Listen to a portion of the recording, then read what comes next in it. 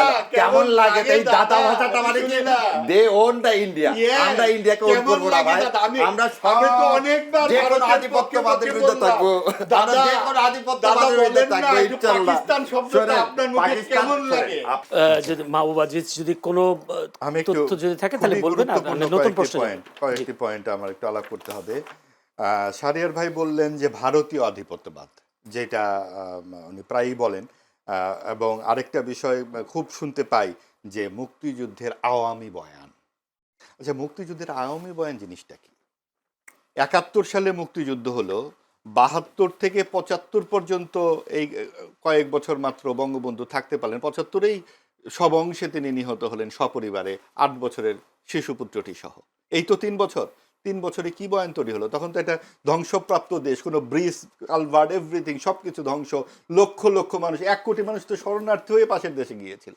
সেই জায়গাতে কে তখন কি বয়ান লিখবে বয়ানটি লেখা হয়েছে তো বিএনপির আমলে স্বাধীনতার যিনি ঘোষক বিএনপির আমলে জিয়াউর রহমান তার উদ্যোগে যে স্বাধীনতার ঘোষক জিয়াউর রহমান তার আমলে সেটা হয়েছে 15 খণ্ডের স্বাধীনতার দলিলপত্র সেটার সম্পাদক হচ্ছেন বরেণ্য হাসান হাফিজুর রহমান এটাই কিন্তু মুক্তিযুদ্ধের আকর গ্রন্থ ওখানে 8ম খণ্ডে শাহরিয়ার ভাই সমস্ত উত্তর পেয়ে যাবেন জামাতে ইসলাম কি করেছিল তখন সব লেখা আছে সেটা আওয়ামী বয়ান নয় ওটা বিএনপির বয়ান এবং সেই জায়গায় পরিষ্কার ওটা লেখা আছে আমাদের দলিলপত্র কোথায় কি হয়েছিল ঘটনা প্রত্যেকের সাক্ষী এখানে এই একজন দুজনের ঘটনা তো নয় লক্ষ লক্ষ মানুষের এবং সেখানে এমন কোনো গৃহ ছিল না যেখানে থাবা পড়েনি পাকিস্তানিদের তো পাকিস্তানিরা এই থাবাটা দিল কেন দিল কারণ এখানে একটা সাংস্কৃতিক রাজনৈতিক সামাজিক ব্যবধানের কারণে কি সাংস্কৃতিক ব্যবধান ভারত হচ্ছে হিন্দুদের দেশ পাকিস্তান হচ্ছে মুসলিমদের দেশ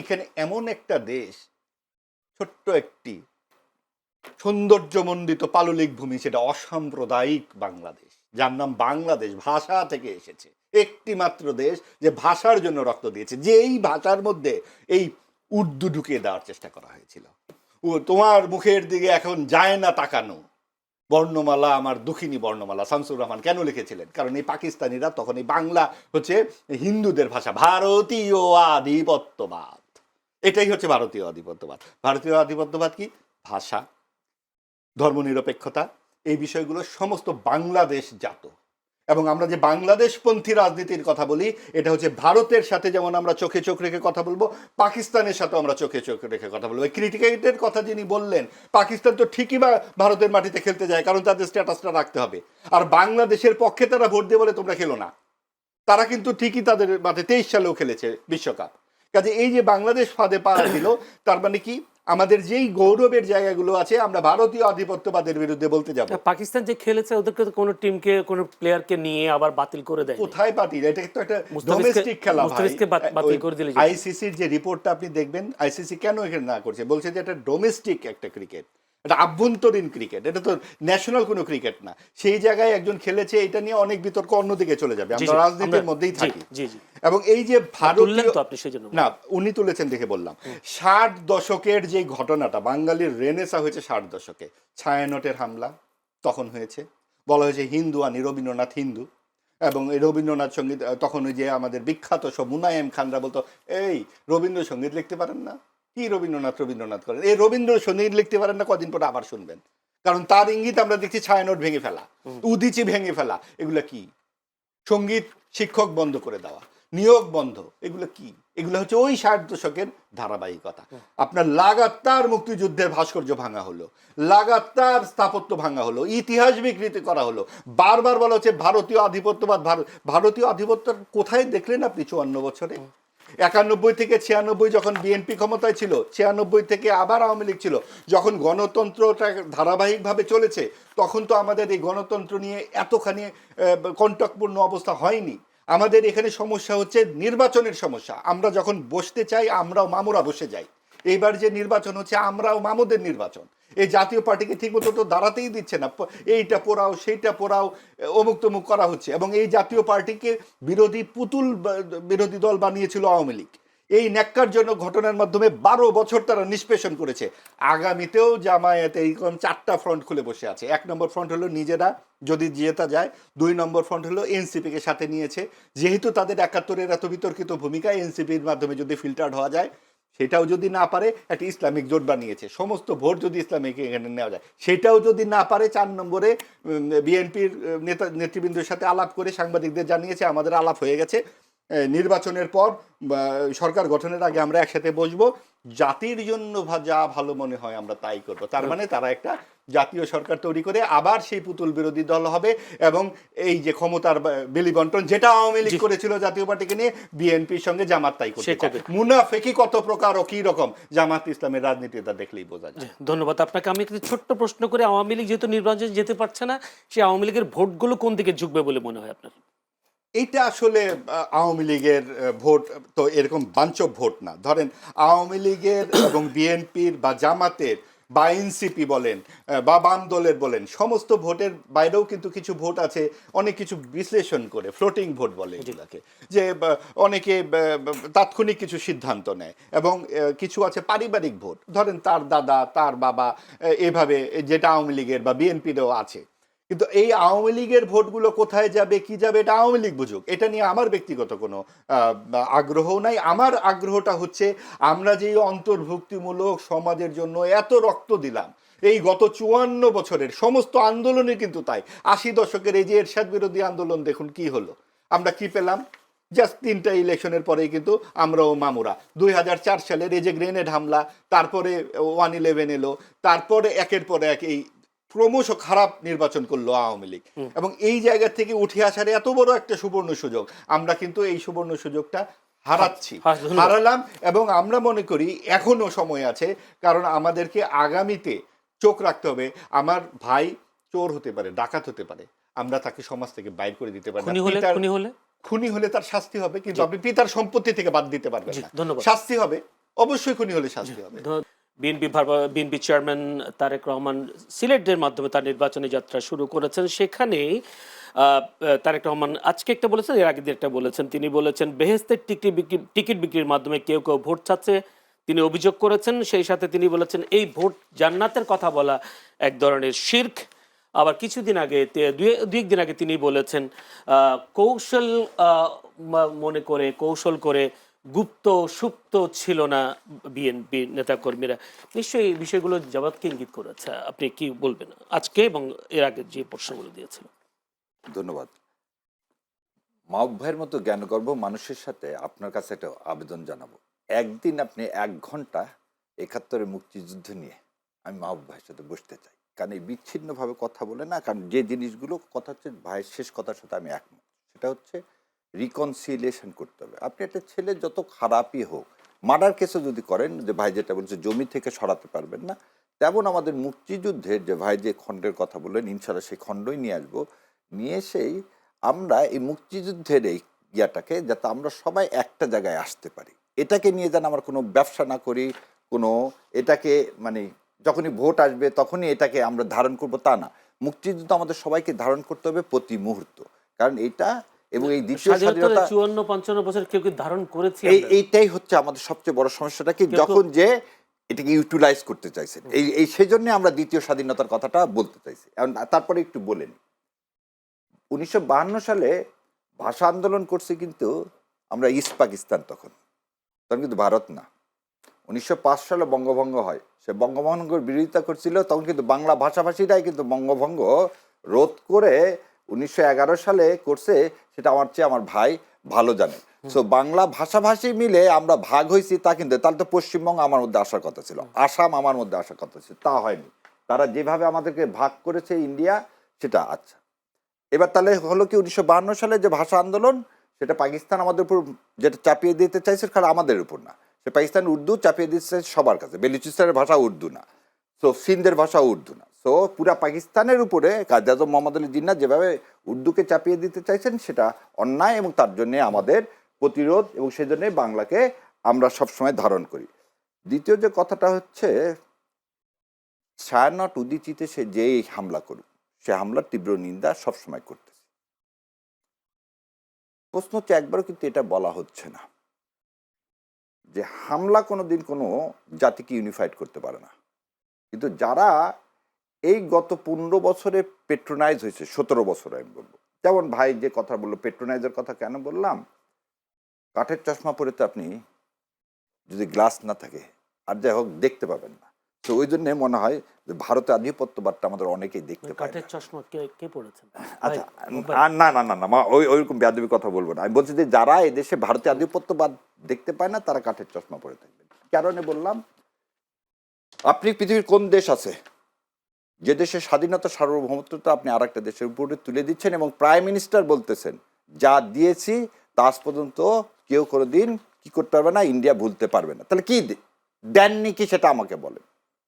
আপনি আপনার পোর্ট দিচ্ছেন, ট্রানজিট দিচ্ছেন, ট্রানজিট দিয়ে তো আপনার লাস্ট কি ছিল যে ট্রেনটা দিয়ে দিলেই একটা বোমা মারতো, ইন্ডিয়ান সোলজার ঢুকে যেত, আমরা কি হয়ে যেতাম, সিকিম হয়ে যেতাম। তো যারা এই সিকিম বানানোর পরিকল্পনা দেখতে পারে না তারা ভারতীয় আধিপত্যবাদ দেখতে পায় না। যারা অতীত ইতিহাসে ভারতের হায়দ্রাবাদে কিভাবে ভারত হায়দ্রাবাদে ঢুকছে যেটা দেখতে পায় না, তারাই বাংলাদেশে আধিপত্যবাদ দেখতে পায় না। এবং যারা একটা জিনিস সবসময় সাউথ ব্লকের যে সাউথ ব্লক কি করছে, বাংলাদেশের স্বাধীনতাকে চিন্তাই করতেছে, এটা যদি কেউ উপলব্ধি না করে তাহলে সে মুক্তিযুদ্ধের চেতনাকে ধারণ করবে কিভাবে? যে বলতেছে 72 থেকে 75 পর্যন্ত শেখ সাহেব কিচ্ছু করেনি, কি করেনি? 72 থেকে 75 পর্যন্ত রক্ষী বাহিনী করে হাজার হাজার মানুষ মারছেন।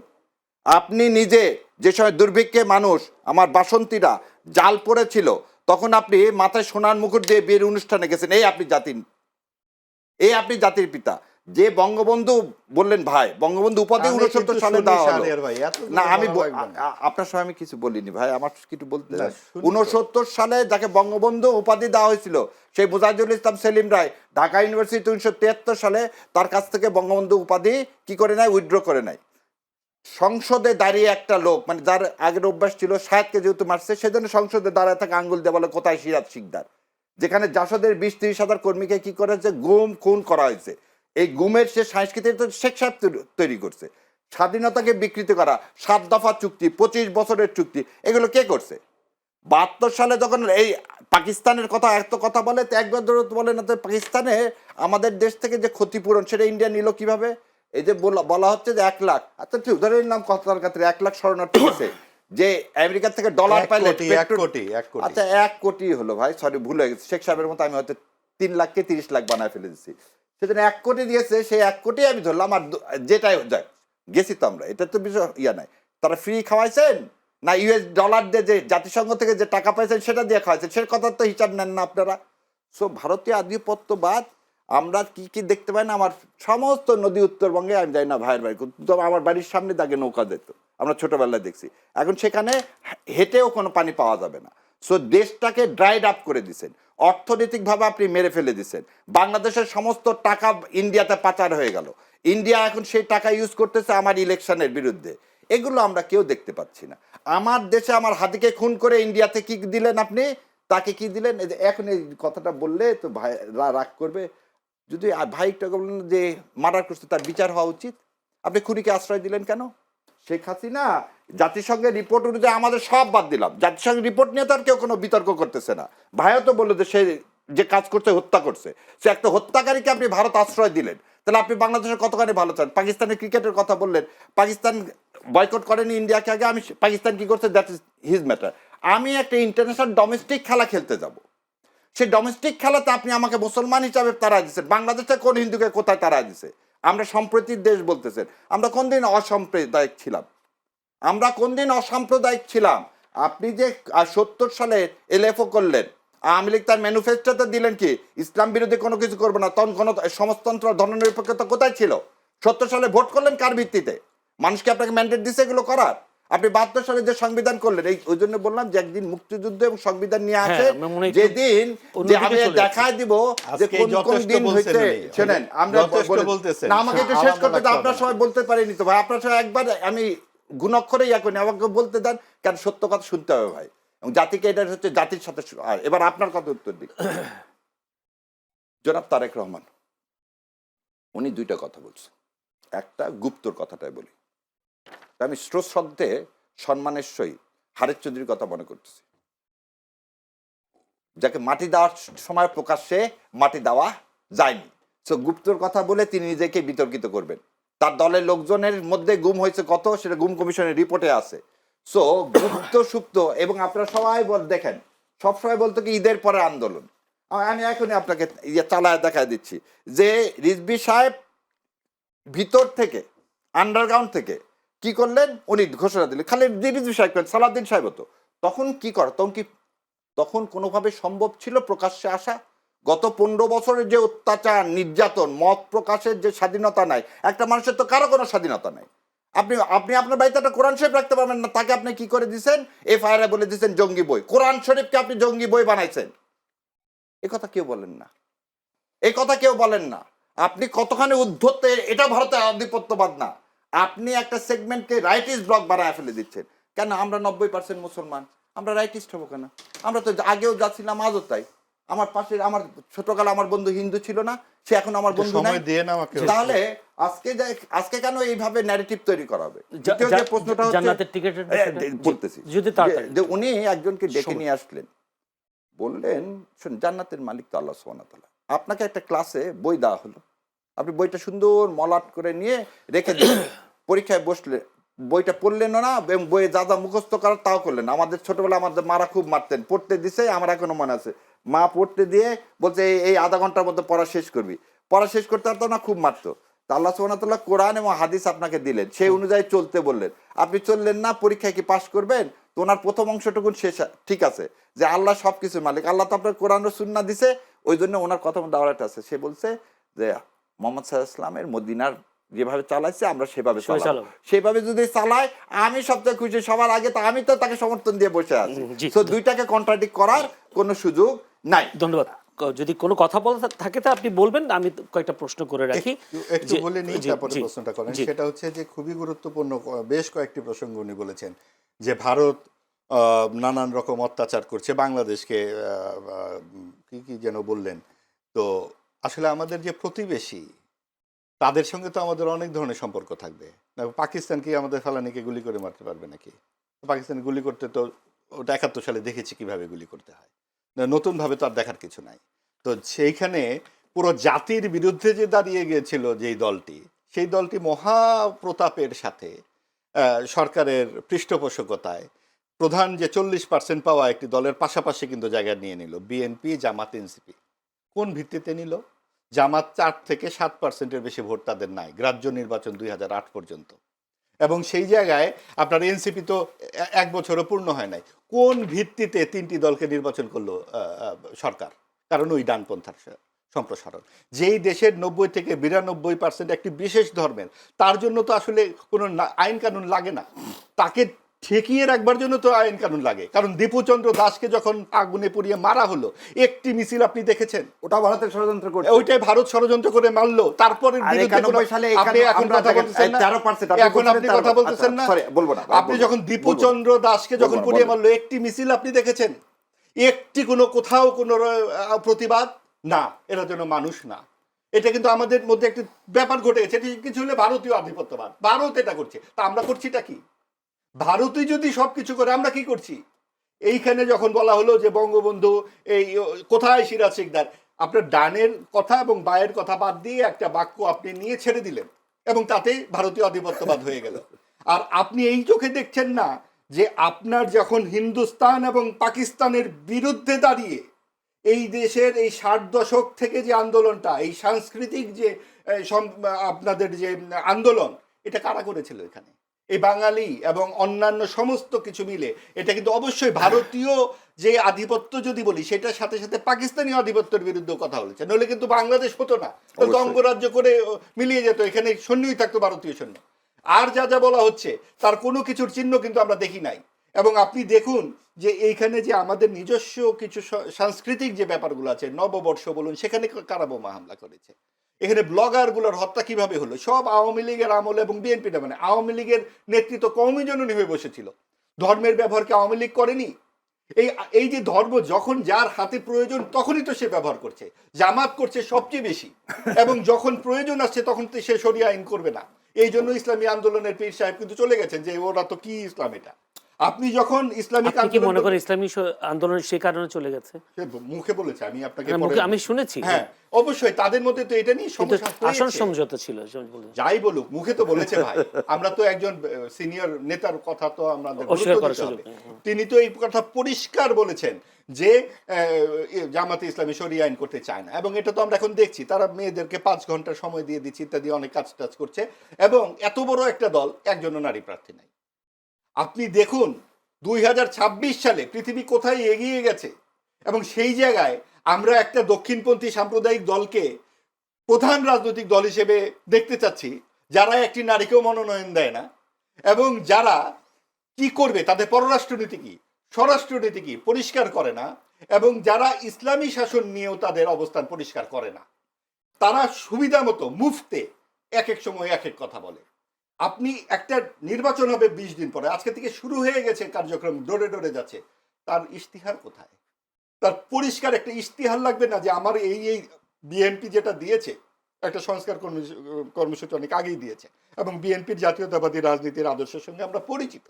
জামাত তো বিভিন্ন সময় বিভিন্ন কথা বলে। এই 71 সালে তাদের যে কর্মকাণ্ড, এগুলা কি নতুন করে আমার মুখে কিছু বলার আছে? কে না জানে। এবং সেইগুলো বই তো ওই যে বললাম 15 খণ্ডের মধ্যেই তো সবকিছু আছে। তারপরে 80 এবং 90 দশকে উপন্যাস, কবিতা, গান লেখা হয়েছে। 71-এর গানগুলো লেখা হয়েছে, সব ভারতীয় লোকজন এসে তো লিখে দিয়ে গেছে এখানে। এবং এইখানকার যে মানুষ, প্রত্যেকটা মানুষ যখনই সেখানে যারা ছিলেন, তাদের পরিবার খুঁজলেই পাওয়া যাবে। এই কয়েকজন রাজাকার ছাড়া সবাই তো ক্ষতবিক্ষত 71-এর, এবং সেটার ধারাবাহিকতা আমরা সকলেই বহন করছি। আমার ধারণা শাহরিয়ার ভাইও বহন করছেন। কাজে এখানে আমাদের এই অস্বীকার করবার কিছু নাই। আর এগুলা নিয়ে বিতর্ক করে, এই যে আপনি 1.5 বছর ধরে, 18 মাস ধরে যে এত ভারতীয় আধিপত্যবাদের বিরুদ্ধে কথা শুনলেন, আমরা কি পেলাম শুনে? আমরা পেলাম যে এখন আমরা মব সন্ত্রাস দেখছি চারিদিকে, কথায় কথায় মব সন্ত্রাস, কারণ এটা ভারতীয় আধিপত্যবাদের বিরুদ্ধে আমাদের দাঁড়াতে হবে। আমাদের শিক্ষকের গায়ে হাত তুলতে দেখছি, আমরা কথায় কথায় রাস্তাঘাট আটকে ফেলছি, আমরা কেউ কারো কথা শুনছি না। এবং এই সব কিছু কি 24-এর গণ অভ্যুত্থানের প্রত্যয়? 24-এর গণ অভ্যুত্থানে কি আমরা এগুলো চেয়েছিলাম? শেখ হাসিনা গুম খুন আয়নাঘর করেছে বলেই তো এই লক্ষ লক্ষ লোক মানুষ সেখানে নেমেছিল। 2, 3, 4 আগস্টে মানুষের কণ্ঠে কোন গানটা ছিল ভাই? ধনধান্যে পুষ্পে ভরা। লক্ষ লক্ষ মানুষের কণ্ঠে এই গান শুনে আমার জীবদ্দশায় আর আমার কোনো কিছু স্বপ্ন নাই যে গান আমি শুনেছি। এই গান যে অসাম্প্রদায়িক বাংলাদেশের গান আমি শুনেছি, কোন রাজনৈতিক তত্ত্ব আমাকে সেইখান থেকে বের করে আনতে পারবে? এখানে কি শেখ হাসিনা বা আওয়ামী লীগের পক্ষে আমি কিছু বলছি নাকি? আওয়ামী লীগ যেই দুরাচার করেছে, যেই কর্তৃত্ববাদী শাসন করেছে, যে স্বৈরাচার করেছে, তার জন্য তো তার হেলিকপ্টারই তুলে দেওয়া হয়েছে। কিন্তু হেলিকপ্টার কি দেশে একটাই ছিল? আগামীতে যারা এই কাজগুলো করবেন, যারা মুনাফিকি করবেন, যারা কোনো রকম সুনির্দিষ্ট পরিকল্পনা দেবেন না, তাদেরকেও নানান রকম যানবাহনে তোলা হবে। এবং আপনি যখন আজকে এই কথা বলেন, তার মানে কি আমরা রাস্তাতেই থাকবো? গত 54 বছরও ছিলাম, 71 সালে ছিলাম, তার আগে 69-এর গণঅভ্যুত্থান হয়েছে। আপনি গণঅভ্যুত্থানের গুলো চিহ্ন করে দেখেন, 69, 90, 24, ঠিক নির্দিষ্ট সময় পরে পরে ঘটে। এর আগে 52 সালে এত বড় একটা আন্দোলন। অর্থাৎ আমাদের এইখানে সবসময় কিন্তু গণতন্ত্রের জন্যই আমাদের রাস্তায় থাকতে হচ্ছে। যখন সুযোগ এলো, সরকারের কাছ থেকে একটা নৈর্ব্যক্তিক আচরণ আমরা প্রত্যাশা করেছিলাম। সরকার কি বলতে পারতো না? সরকার কেন একটা পক্ষ নিয়ে নিল ডানপন্থা? এবং সরকার কেন এই সমস্ত মববাজিকে এক ধরনের নির্বিকারত্ব তাদের দেখা গেল? 32 নম্বর যখন ভাঙা হলো, মুক্তিযুদ্ধের ভাস্কর্য যখন ভাঙা হলো, মতিউর রহমানের স্মারকস্তম্ভ ভেঙে ফেলা হচ্ছে সব জায়গায়। তো আপনার কোথায়? আপনি দেখুন 80 দশকে আমরা দেখেছি না, পাকিস্তানি হানাদার বাহিনী লেখা যেত না, তখন শুধু লেখা হতো হানাদার বাহিনী। আর এখন বিসিএস পরীক্ষায় লিখছে প্রতিরক্ষা যুদ্ধ। এইটা কি 24-এর প্রত্যয়? প্রতিরক্ষা যুদ্ধ এবং এই সমস্ত কথাবার্তা, পাকিস্তানের শব্দটা তাদের বন্ধু হয়ে। ধন্যবাদ মাহবুব আজিজ, আমার কাছে সময় একদম কম। এই যে পেছনের দিকে তাকিয়ে থাকা, এই পিছনের দিকে তাকিয়ে থাকা 24-এর গণ অভ্যুত্থানের প্রত্যয় অবশ্যই সামনের দিকে তাকিয়ে। ধন্যবাদ। আমি একটু আবার শাহরিয়ার কবিরের কাছে যেতে। শাহরিয়ার কবির, জামায়াতের পররাষ্ট্রনীতি কূটনীতি বিষয়টি ক্লিয়ার করেনি, উনি একটা অভিযোগ তুলেছেন। সেই সাথে আর কোন তথ্য যদি থাকেন মাহবুব আজিজের যে প্রশ্ন করেছি সেগুলো একটু খুব অল্প সময় বলতে হবে, আমার 2 মিনিটের মধ্যে বলে দেব। আমার মনে হয় আমার ভাই জামাত ইসলাম সেদিন যে ইন্টারকন্টিনেন্টালের যে সামিটটা করছে, ওটা দেখার সুযোগ পাননি, হয়তো ব্যস্ত মানুষ।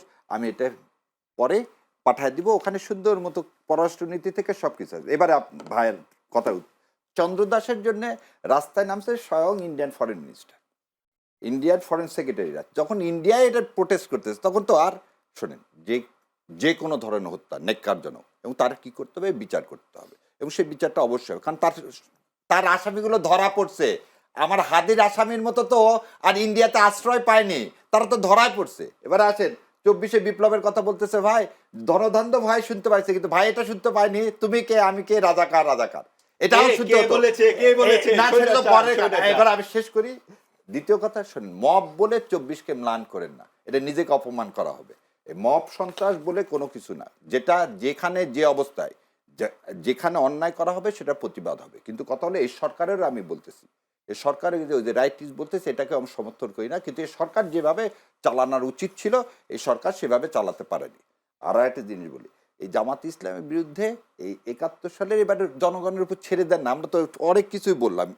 মুক্তিযুদ্ধকে ধারণ করতে হবে, 24শে বিপ্লবকে ধারণ করতে হবে। এই 24শে বিপ্লবকে 90-এর অভ্যুত্থানের সাথে তুলনা করলে নিজেকে অপমান করা হবে, এবং 24শে বিপ্লবকে মব বানানোর জন্য সবসময় জুলাই সদস্যের জন্য বলছে 24শে এই আদর্শকে লালন পালন করতে। যারা এই লালন পালন করতে চায় না তারাই ভারতে আধিপত্যবাদ দেখতে পায় না। আর ভারতীয় আধিপত্যবাদ নিয়ে আমিও আপনার কাছে শেষ বললাম যে একদিন বললাম যে 71, আর একদিন ভারতীয় আধিপত্যবাদ, ভারত কিভাবে আমাকে চুষে খেয়ে ফেলে দিছে। মানে ওই যে আটুল চেনেন আপনার, বাংলাদেশের মানুষেরা চেনে, গরুর গায়ে লাগে রক্ত যখন খাওয়া শেষ হয় তখন আস্তে করে ঝরে পড়ে। এই বাংলাদেশ শেষ করতে দেন, আপনার কথা বলতেছি, শেষ করতে দেন রে ভাই। এই আপনার ইন্ডিয়াদের এত লাগে কেন? আপনাদের পাকিস্তানিদের এত লাগে কেন? আমি তো পাকিস্তানের কথা একবার তুলিও নি মুখে। ভাসুরের নাম তো নিবেন না আপনারা, কেন বললেন ভাসুরের নাম তো নিবেন না ভাই? আমরা তো আপনি পাকিস্তানের কথা বলেন না, এত ইন্ডিয়া লাগে কেন ভাই? এত পাকিস্তানের লাগে কেন? শোনেন, মুসলমান আপনার গলায় তো পাকিস্তানের চেয়ে আমরা বেশি, এটা ব্যর্থ রাষ্ট্র পাকিস্তান। আমরা পাকিস্তানের এটা ব্যর্থ রাষ্ট্র, সব আধিপত্যের কথা বলেন আপনারা। এত ভাসুর কেন পাকিস্তান? শোনেন, 71 নিয়ে আর ইন্ডিয়া নিয়ে কতবার বললেন, একবার পাকিস্তান শব্দ। ও তাহলে আমাদেরকে কথা বলতে দিবেন না? আপনারা তো তাহলে হাসিনা প্রেতাত্মা হয়ে যাচ্ছে। আপনি তো ভাসু। না আপনার হাসিনা প্রেতাত্মা হয়ে গেলেন। পাকিস্তানের প্রেতাত্মা। হাসিনা বলেন না, শুনি আপনার মুখে পাকিস্তান শব্দটা কেমন লাগে? যে কোনো আধিপত্য ওই যে এদের কেমন লাগে এই দাদা ভাষাটা, মানে কি দে ওন দা ইন্ডিয়া, আমরা ইন্ডিয়াকে ওন করব না ভাই। আমরা সবাই তো অনেকবার যে কোনো আধিপত্যবাদের বিরুদ্ধে থাকবো, আমরা যে কোনো আধিপত্যবাদের বিরুদ্ধে থাকবো ইনশাআল্লাহ। পাকিস্তান শব্দটা আপনার মুখে কেমন লাগে? আপনাকে একটা জিনিস পাকিস্তান কি আমরা করেছিল পাকিস্তান না, আমাদের সাথে? আপনার পাকিস্তান কি করেছিল? ওই আপনার জাহাঙ্গীর ইনভেস্টর তৈরি করে দিয়েছিল, রাশিয়া ইনভেস্টর তৈরি করে দিয়েছিল, আর আপনার থেকে 3 ট্রিলিয়ন, শুনেন 3 ট্রিলিয়ন ধর্ষণ নিয়ে গেছে আপনার ইয়া। ধর্ষণগুলো ফেলানি চোখে পড়ে না? ফেলানি তো একজন, ধর্ষণ কয় লক্ষ প্রতিদিন করতেছে ইন্ডিয়া ধর্ষণ। আপনার দেশকে ধর্ষণ করতেছে, কোথায় ধর্ষণ দেশটাকে ধর্ষণ করতেছে। আমরা মনে হয় সময় আপনারা অন্ধকে ঠুলি দিয়ে বসে থাকেন। মাহবুব ভাই, আমরা পাকিস্তানি মানসিকতা শাহরিয়ার কবির ব্যর্থ রাষ্ট্র পাকিস্তান, তাদেরকে আমরা হারিয়ে গড়ায় ডাবল করে ফেলেছি আলহামদুলিল্লাহ। ধন্যবাদ, অসংখ্য ধন্যবাদ। হারিয়ে দেব দর্শক, আমরা শেষ করতে চাই। আমরা বেশ আলোচনা প্রাণবন্ত হবে মনে করেছিলাম। ভাইজান বলতে পারবো না, ভাইজান বলতে পারবো না। ধন্যবাদ, অসংখ্য ধন্যবাদ। দর্শক, আমাদের সাথেও ছিলেন মাহবুবাদী সাংবাদিক ও কলামিস্ট, ছিলেন ব্যারিস্টার এএসএম শাহরিয়ার কবির, আইনজীবী, বাংলাদেশ সুপ্রিম কোর্ট। দুজনকে অসংখ্য ধন্যবাদ সময় দেওয়ার জন্য। দর্শক, আপনারাও আমাদের সাথে আজকের এই আলোচনা ধৈর্য ধরে দেখবার জন্য আপনাদেরও প্রাণঢালা অভিনন্দন, শুভেচ্ছা জানিয়ে আজকের মতো এখানে শেষ করতে চাই। চ্যানেলের সংলাপ অনুষ্ঠান, ভালো থাকবেন।